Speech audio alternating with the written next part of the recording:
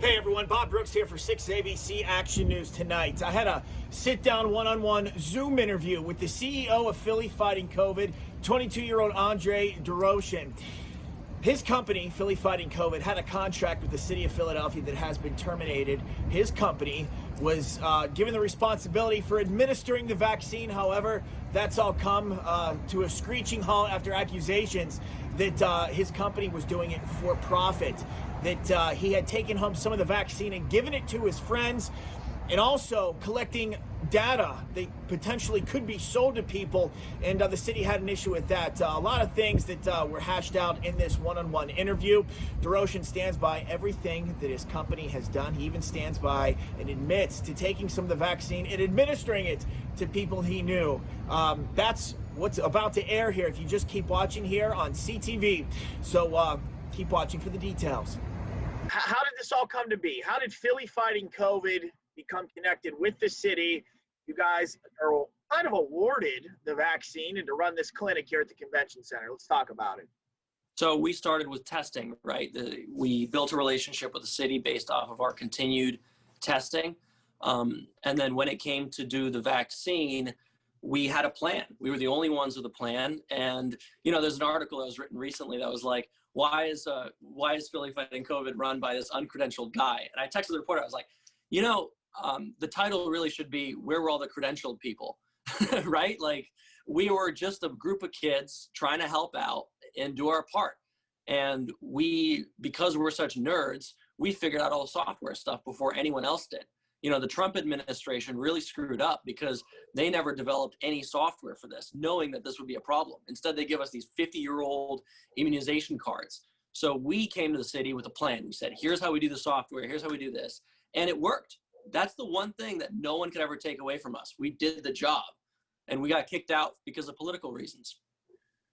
How did you get this meeting? How does someone your age get a meeting with the higher ups of the city of Philadelphia to get on board and become in charge of really what's maybe one of the most important things happening in the world right now? We built our reputation with the city of Philadelphia and the health department with our testing. We set out to do 7,000 tests. We did 20,000 tests. We developed a relationship with them. In fact, I have nothing but praise for the health department. Dr. Caroline Johnson is an incredible human being. She really, really is. And, you know, that she is the only hope that the city has. And they worked very closely with us. They were there every single day at every single clinic, for every single hour. And I want to say the clinics were perfect. There was no issues in terms of operations. And that's really important to drive home. So you're saying you or someone in your group had no internal or connection to someone within the city? No. We built a relationship with them that was strictly work related. Okay. So a myriad of questions here I have for you. Yeah. I guess today you did an interview that aired on network with NBC that you did yourself administer some vaccine to your friends. Yeah, that's true. And I can tell you the story. Go ahead. So on Saturday, we had to turn people away due to the mandate, right? We were only allowed to vaccinate healthcare workers. And because we figured out how to use software correctly, we were able to filter based off of who's a healthcare worker and who's not a healthcare worker. At the end of the day, and you need to reconstitute these doses, right? So you put dilu in and you reconstitute them, and now you can't put them back in the freezer. They go in an arm or they go in the trash. We had 100 doses left over at the end of the day. At 6:30, you should have seen the clinic. Every single person was on their phone. We were pulling people from the wait list. We were calling people that were turned away, old people, healthcare workers, every single person. We called them. We made sure that we first followed the prioritization, and then the same recommendation from the health department was, you know, put it in any arm. Like, this is a war against a virus. We have to put it in an arm. And at the end of the day, the doses were just about to expire. You know, we had 96 people that we found. We had 4 left over. I took it upon myself as an ethical decision to vaccinate 4 people that I knew. I followed the protocol. I looked for contraindications. They had none. I had epinephrine as well as Benadryl on hand. I have performed intramuscular injections before under physician supervision. I logged them into the system. I reported it to the CDC and I reported it to the state. I fully stand by what I did. And, you know, to everyone out there and everyone who's watching, you know, this is a standard we have to set if we're going to beat this virus. We have to set a standard that's like, you know what, sometimes rules do have to go out the window if we're going to beat this enemy. You can see how people might have an issue with this. You're not a healthcare professional. And it kind of seems like, to the outsider's perspective, you called up 4 of your friends, you had these extra doses, and you said, oh, here it is. Yeah, I mean, in terms of the optics, I understand how this looks, but there are facts to this. The facts are that we called healthcare workers first. We called people who were elderly. We called people who were turned away, and we did our job.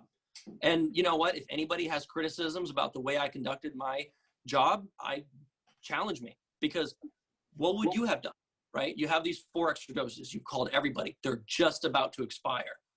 The guidance says put it in an arm. At some point down the line, I guess there was wording that you were going to become a company for profit. You know, we're battling one of the worst things in the world right now. We're trying to get rid of it here. And again, people have an issue with the fact that now your company, and it looks like this 22-year-old, very young man is running this company and somehow capitalizing monetarily from what's really a horrible situation. Can you speak on that? Yeah, of course. So I'm a nerd. I don't know anything about law.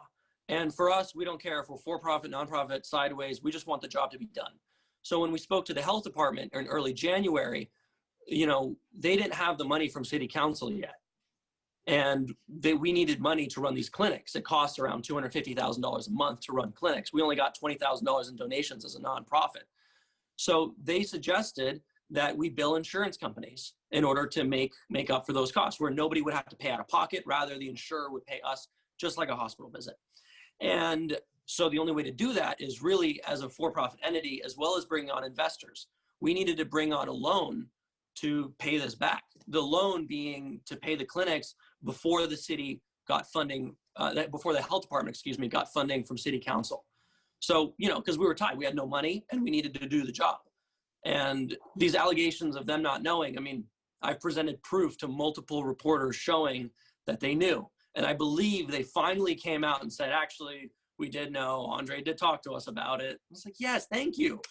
And for people who are concerned, the public, CVS is a for-profit company, right? Like, does that deter from our mission? No. So you're not trying to make extra money. You were just, you turned the title to for-profit in order to run your clinics.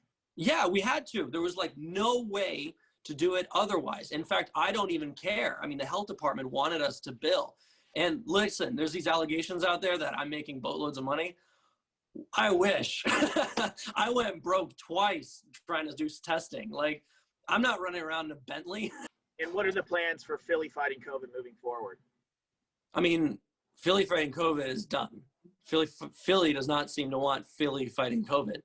But in terms of my team, we're not done. We're building software to help with this pandemic response because the Trump administration completely left everybody hanging. We're talking about expanding our operation and helping other cities start their own vaccinations programs. Because again, we did a flawless job. I have letters from the city praising us, saying that we're going to be having vaccine for the entire pandemic because we did such an amazing job. No one could ever take that away from us. And this is for us a speed bump, right? And yeah, I mean, sure, people are going to hate me and I'm public enemy number 1 apparently, but I'm still here to help. Appreciate it, man. All right. Thanks, Bob. All right. Thanks a lot. We'll see you.